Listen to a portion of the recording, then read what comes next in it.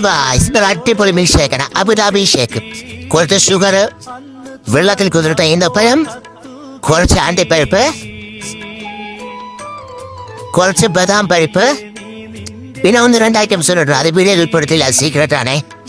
പിന്നെ ഫ്രീസ് ചെയ്ത പാലെടുത്ത് തലങ്ങും വരുന്നുണ്ട്. അടിച്ച് പൊട്ടിച്ചാൽ തരിപ്പണാക്കണം.